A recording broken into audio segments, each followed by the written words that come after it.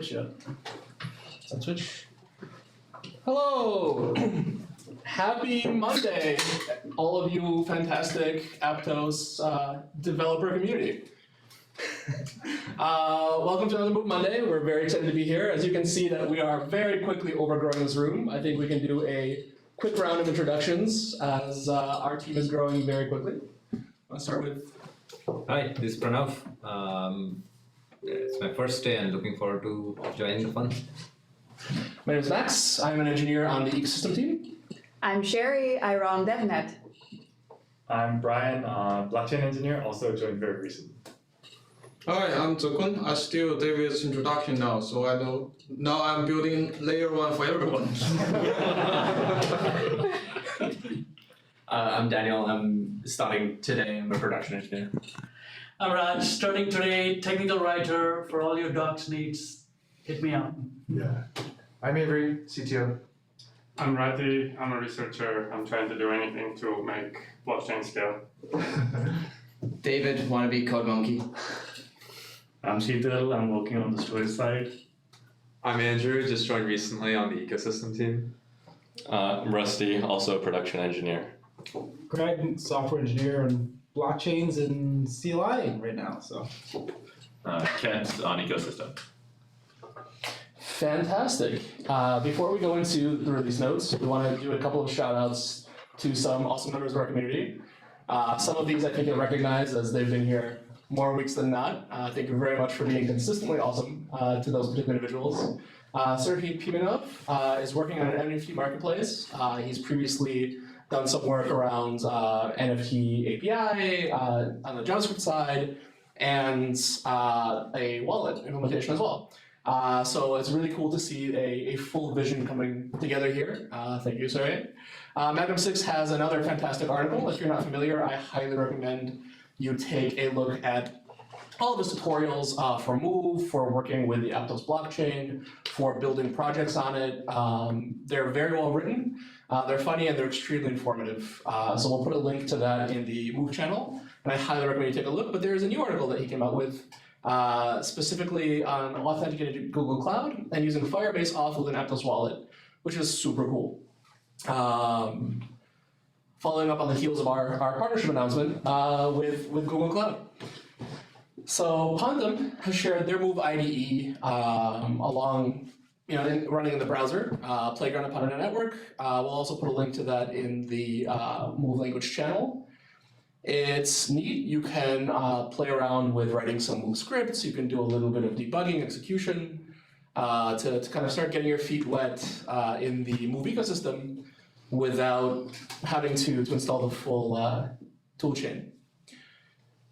There is also Jason Zen, who shared the Easy Monitor tool, nodex.run. I've seen a lot of people using it to validate that their full nodes are running correctly. There's also aptos.tools by Jenny, who has put together a list of a lot of our community projects for node runners, for developers, etc. APT Get 420 has created a Git issue, thank you, APT Get 420, to coordinate discussions around authentication key rotation. I highly recommend that if this is something that is interesting to you, that you hop on and help us define standards and approaches going forward.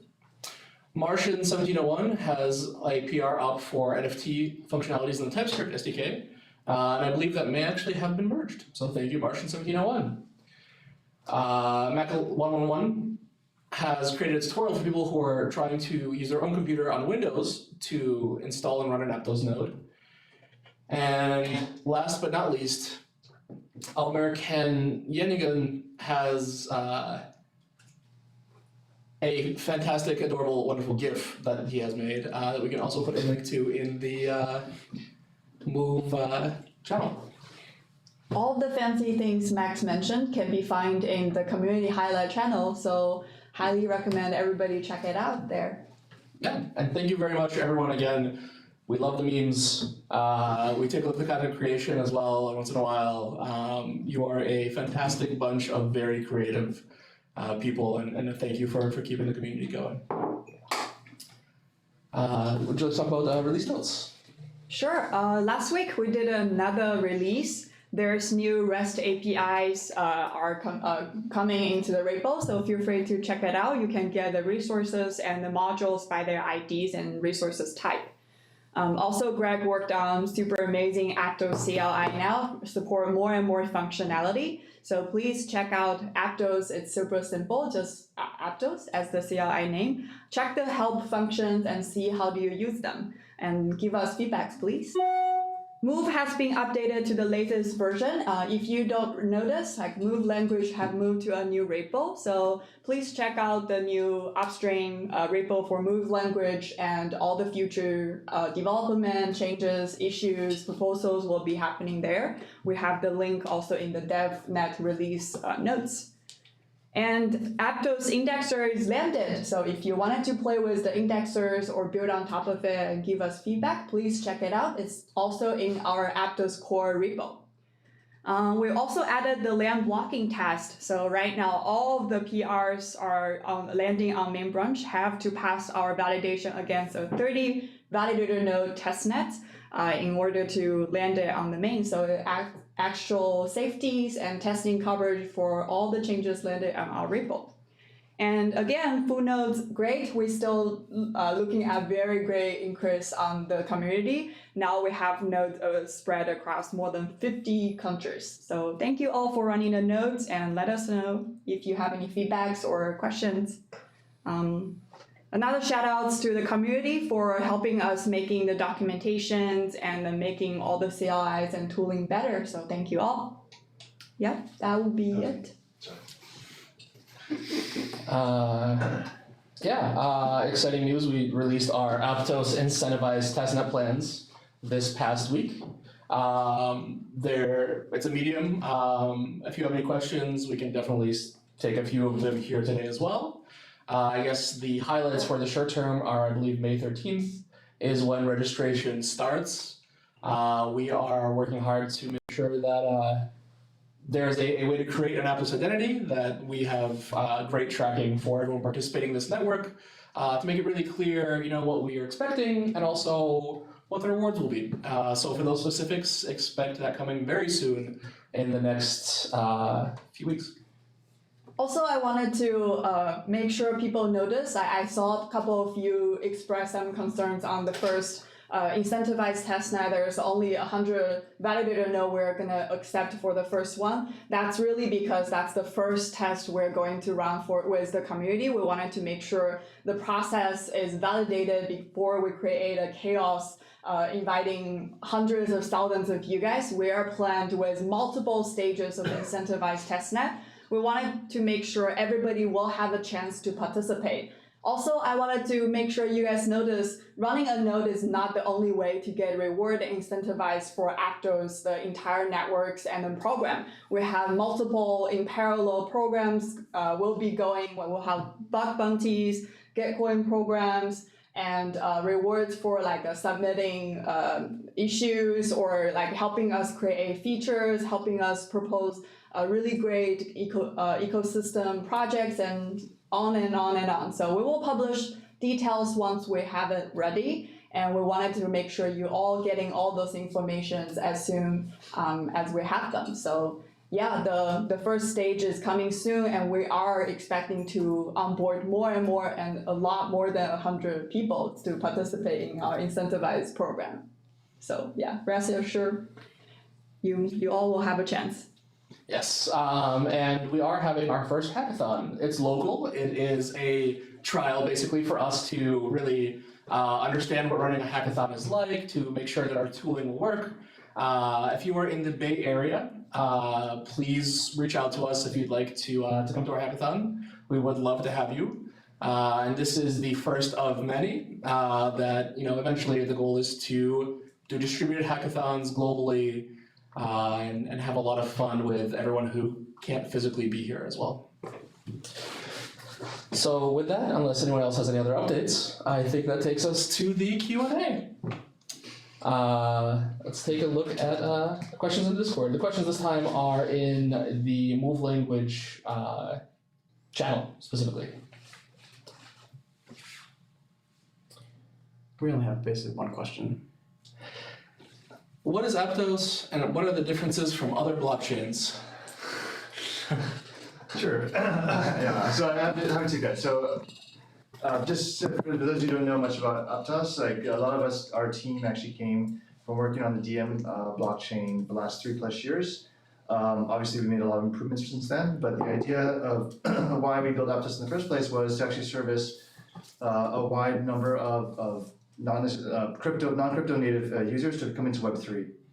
When we were Facebook, we were thinking about the 4 billion monthly active users, many of them who are non-technical, and thinking about how they would provide safe, scalable access for them into decentralized databases. And so with that, we built out the Move language.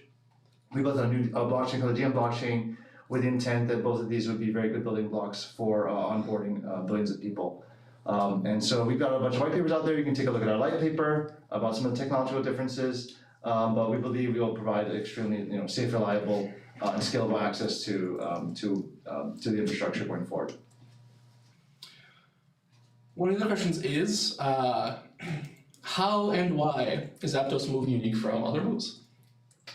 That's a good question.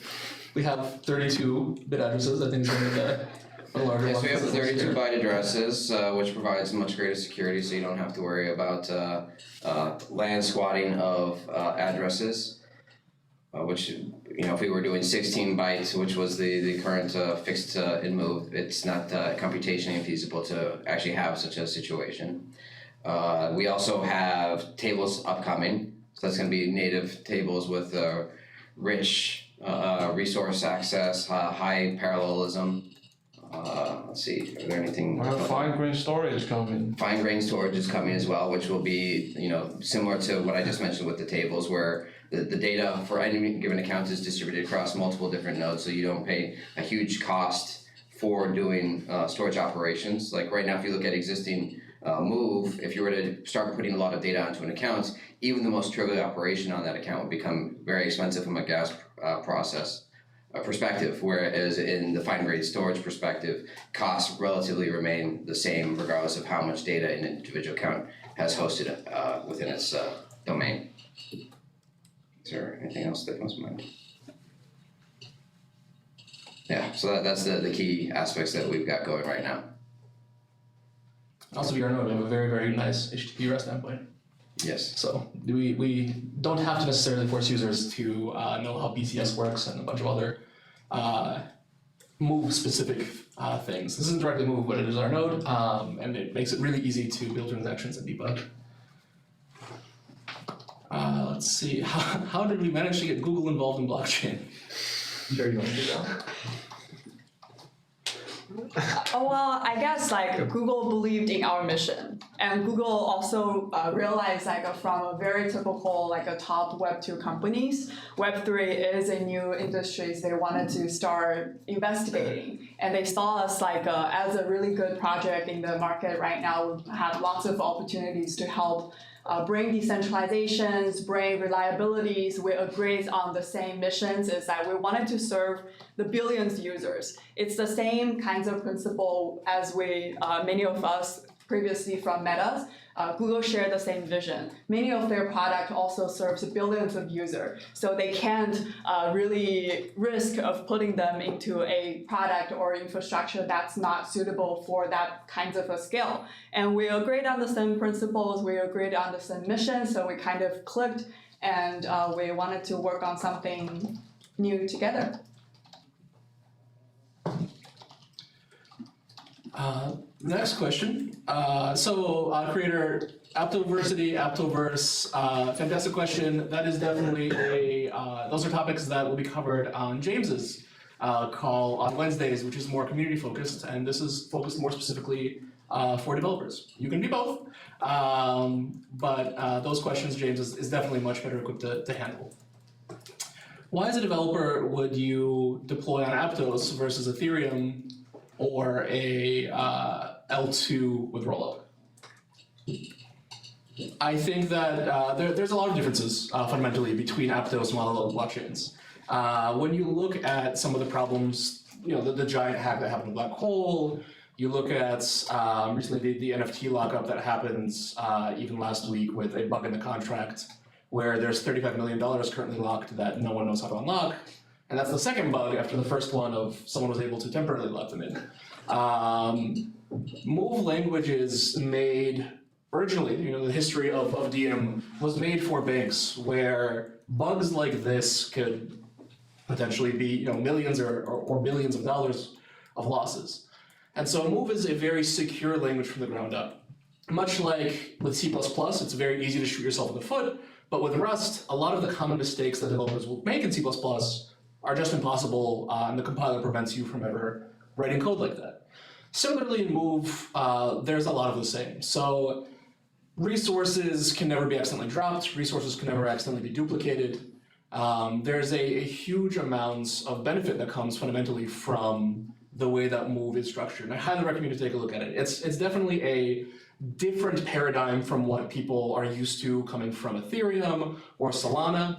But if you take a look at Magnum's articles, for example, we've had a lot of people really fall in love with it after getting into it, specifically because it's extremely decentralized. It's an L1 instead of having to do rollups across a bunch of different competing L2s. It's high throughput, low time to finality, and the Move language gives you a lot of safety. Anyone else wants to? I just want to jump in as well. So besides the developer experience, I think Max highlighted some of these properties, but L2s versus L1s, there's an interesting user experience trade-off there from having to bridge assets and time to withdrawal, as well as having to deal with maybe less secure models out there in the L2 space. And from a latency perspective, having to wait till those things kind of make it back to the L1 chain, obviously there's some cost as well. So we think that actually having this together in an L1 where you can have a great developer experience and high throughput and low latency, low finality is something that would really benefit the user experience as well as developers. How will we know that we got into the 100 validators after all there's no connection? So that's coming. We will be introducing the concept of Aptos identity. You'll be able to, it'll be part of a larger effort around a community platform. So you'll be able to log on. We're first focusing on the incentivized testnet for developers. It'll have instructions for adding your address that you wish to use on mainnet, which should definitely be a different key than you use on other networks, to get paid rewards out. And there will be a dashboard basically for everyone to see acceptance, to see what the network sees as the performance of your node, all of that stuff. So that is coming very, very soon, and we will definitely let you know when it is. And we will be using that community platform for incentivized testnets going forward as well. So it'll be the central place. And eventually, there will be a tie-in to potentially a forum, tie-in to Aptos University, and the larger community platform that you'd expect to see in the ecosystem. Today, we ask questions and developer answer us. Yes, Andrew, today is that day. Let's see. Are you looking into more partners for edge nodes? Yes? I don't know if you want to speak to that one. I mean, definitely we always want as many people as we can to run our nodes, help secure the network, right? So when you run a node, you're helping to validate that, first of all, there's a replication of that, the state of the chain everywhere, and the more, of course, is just going to get stronger. The other thing, of course, is re-executing those transactions, making sure that the execution that's done by the validators is correct. And just providing better access to our database, essentially, is going to be something that just benefits the application space in general. So it's great. The more people that want to run nodes, the better.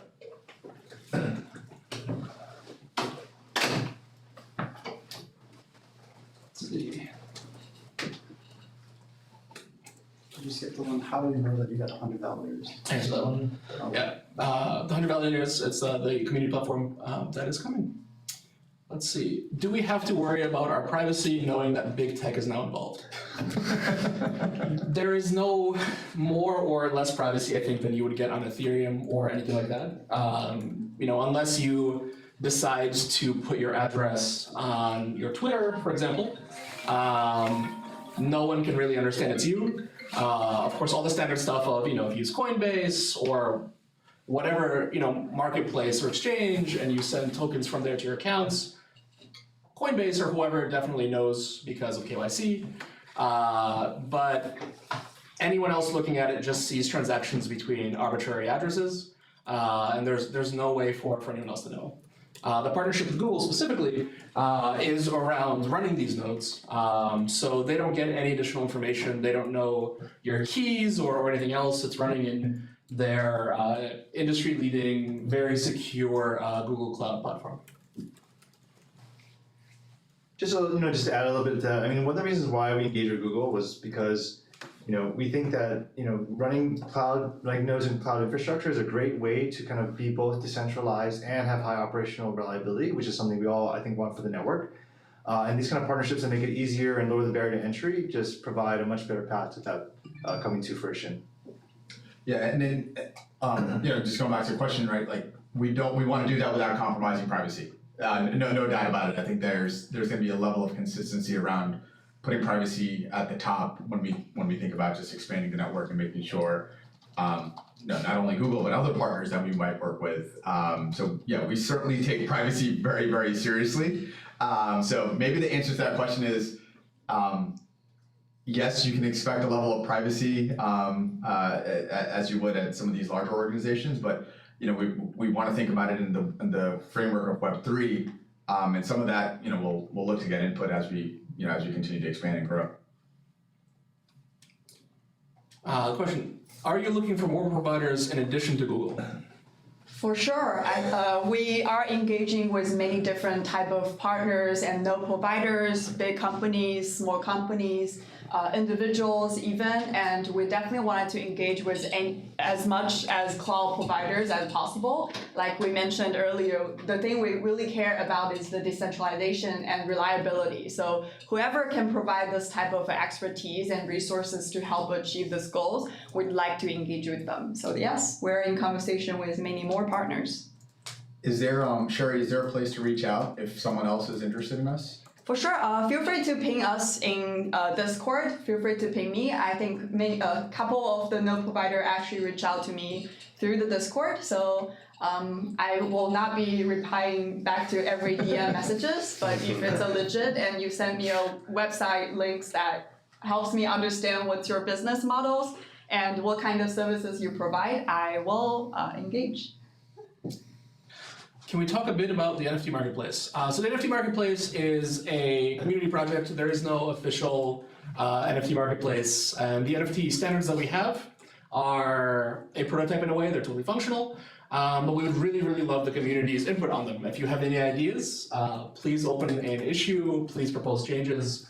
We would really love to see that. And there's definitely going to be maturation of that space as we get closer to mainnet. We actually just published a long issue yesterday discussing potential enhancements to the NFT token standard. So head into our GitHub issues, add comments, review, and even get feedback about what exists right now. That'd be extremely useful. Fantastic. The community is on it. Amazing. Awesome. Are there any plans to support U256 in the Move fork? I know there was some work on it in dm/move when they wanted to support Ethereum. I think there is an active proposal to support type in the move option so that we can if that gets settled, we can directly import from there. And if not, we can move fast on our own fork. What's the story around Aptos CLI? Are you going to redesign the Move CLI interface? Yes. So the short answer is yes. Move CLI is not going to be adjusted because that's actually in Move language by itself. But the Aptos CLI is being rebuilt. Some of the functionality in Move CLI so that you can add publishing, running functions, compiling, and testing all in one place. And additionally, put some automation, be able to put automation about it so then you can compile in other tools or other tools built around other languages. I think also the Aptos CLI's got two goals. One is to be able to interact with like a local running sandbox testnet environment, but also to be able to connect to DevNets or other networks, so you don't have to go and learn multiple tools to solve the same problem in different spaces. You can have a consistent experience throughout. Yep, and I'd love any feedback that you have on the Aptos CLI.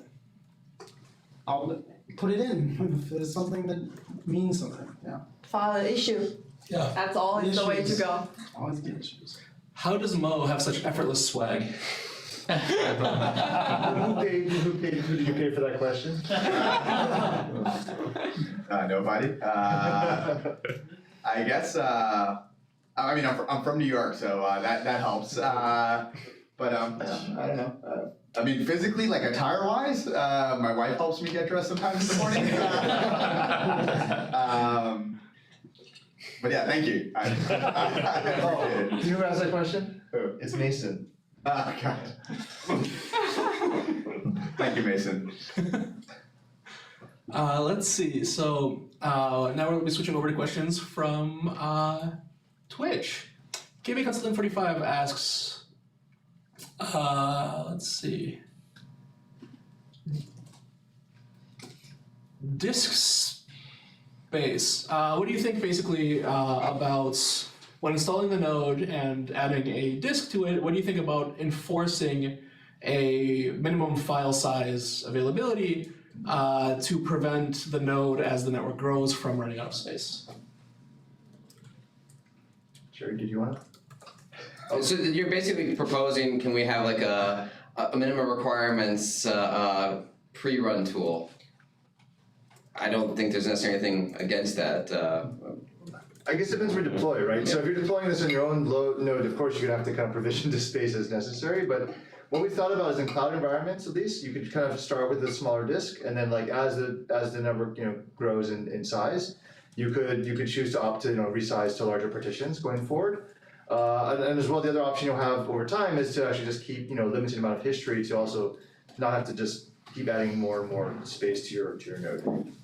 We also have those like lower disk space alerts so that you will just get notified and to expand it. There are plenty of monitoring tools in the Aptos core repo that'll help you do that. Do we plan to be interoperable with other blockchains? If yes, two questions. Are we going to use a Polkadot bridge? And secondly, do we plan to develop a project like Moonbeam to make a compatible version of Move on Polkadot? I can answer this one. So, I mean, our goal is definitely to be as interoperable as possible with everyone out there. We're already in discussions with several of the, many of the bridging protocols that come and initiate conversations with us, and we're in discussions about the best way to move forward on each of those different projects, and also, but keeping in mind the bridging issues we've seen in the past, being very thoughtful about security and how to kind of do this in a thoughtful and safe way. Who are the hackathon judges? All of us, everyone. Yeah. It's Aptos team. Yeah, for this first hackathon, it's relatively informal. It'll be some members from Aptos, potentially someone else as well. But going forward, after this kind of local trial run, when we get to larger hackathons globally, that's definitely something that we'd like to evaluate and potentially get community feedback for. Yeah, it's a good question, and I think Max is exactly right. Like it's a local run. It's our first take at this, so we appreciate everyone being patient with us, give us feedback, and help us become smarter and better. And from there, we definitely want to open this up. Right, this one is in person, and we're keeping it quite contained because we don't want to have a splatter that's large out there. But for the next one, we do want to open it up and have a virtual opportunity where everyone can participate, and we can have much broader participation in terms of helping us evaluate what projects deserve to be rewarded. So it's a great question, and yeah, I think the goal is certainly to open things up after our first dry run. But I do think we have a plan of sharing the learnings and the projects that come out of the smaller run, also with the broader community. So. Might be able to live stream our workshops, or at least a recording for like what kinds of workshops or presentations we did during the hackathon with the community. That'd be great. Fantastic. I think there's a question about the SDK you missed. Where? Zorgal? Oh yeah. Yeah, I will have it offline. Okay. That's cross course errors are very close to my heart, so I will definitely help you offline, Zorgal. Should we go to the? Yeah, let's We go have to three hands raised in the audience, so let's go through them. Participation. Hello. Hi. Hello.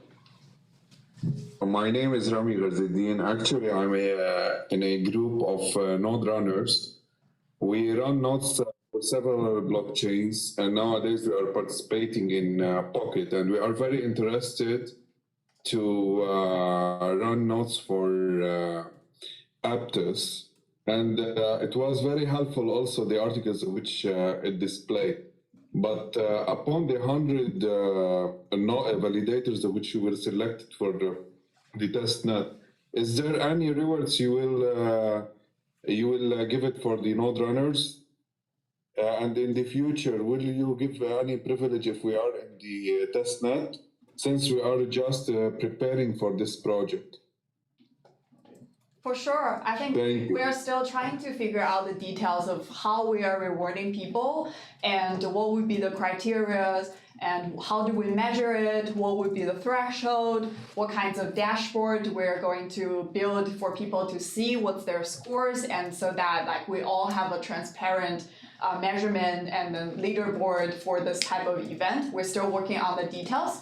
We will publish as soon as we have them. And also for the initial one, similar like our hackathon, this is first incentivized testnet will be our dry run, our test run, for our team to learn what it takes to actually organize a decentralized setup or a stand-up for a network, right? We've never done this with a large scale of community before, so we wanted to make sure we have control it to a smaller scale before we open it up further. That's the purpose for the first incentivize. So it's not like if you miss the first one, you will never have a chance or you have a privilege or something. We will try to make it as fair as possible and make sure people all get a chance to participate in the future stages. Excellent. Actually, also I'm in a group we participated in on top crypto projects. We backed up, we are a member in a VC, and unfortunately we were not having the opportunity to invest directly with you at this time, since you closed the fundings. But we are watching very closely the project and how it will be performing. And last time I was reading an article about that you reach 160,000 transactions per second. And you know, upon this number of a transaction, is there any sacrifice between the scalability and the privacy of the transactions? How much you are focusing on the privacy? As you know, nowadays it's a big issue, the privacy in the blockchain. It's a great question. So one thing we have that I think some of the other chains have been facing in the space, we do have a fee-based market, right? We have gas prices for the transactions. We also have sequence numbers associated with accounts, which also kind of disincentivizes people to just keep spamming the leader over and over, as you see in certain other networks, which are just kind of first come, first serve. So there's not much incentive actually for people to kind of just go around and do that over and over in a network like this. So that's one thing we're doing, but we're also keeping a close eye and building up interesting work around denial of service attacks just generally across the network. And we'll have more plans to share probably down the line around those specific things. Getting back to your question though about the incentives on the 100 validators that we're starting with, and of course expanding to more later. Just want to remind folks that the goal really here is to build out a super reliable network. I mean, we have metrics that we're going to check whether both on-chain and off-chain, but the goal really is how do we, together with every one of you, build out this infrastructure that's going to be able to be the backbone for lots of transactions for billions of people. And so what we're looking to really just find those partners in the space that are going to help us to be super responsive, help us to actually build up our documentation and our tooling, and also be able to provide feedback along the way with respect to what we can do to make sure that we have the most reliable and operational network out there.